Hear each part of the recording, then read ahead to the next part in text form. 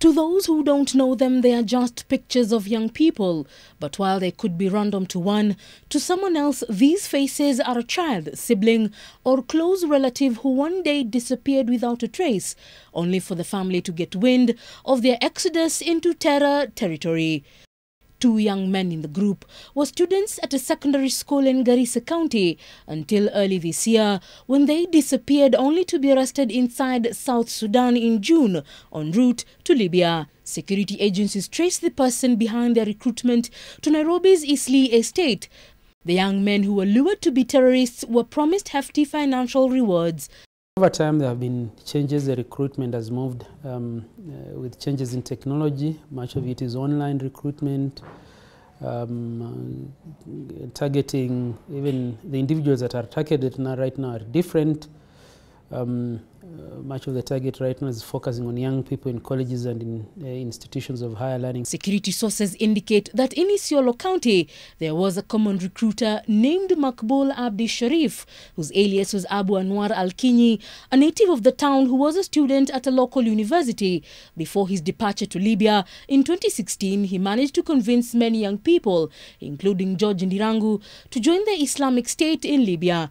Ndirangu's mother quickly reported her son's disappearance, saving his life. Many parents shy away, often losing their children.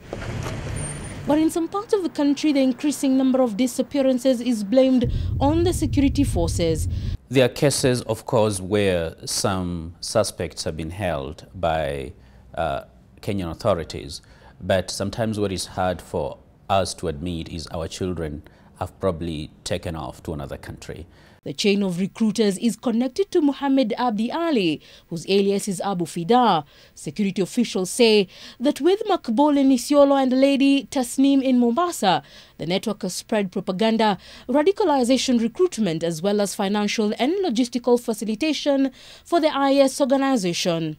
With terror organizations re-engineering themselves to find a new breed of recruit to engage in their various activities, the numbers are not yet clear, but experts now say that many young Kenyans are going into this territory in their thousands, and this could be a worrying trend. There is evidence, and a lot of us have seen films where, lots of young people from parts of the coast, parts of Isiolo and other parts of Kenya are actually in Shabaab, and they're recording the messages in Swahili, specifically targeting the Kenyan population. So initially, we had cases of pull factors, special promise of remuneration, and also push factors, ideological conviction, people thinking they're fighting a religious war.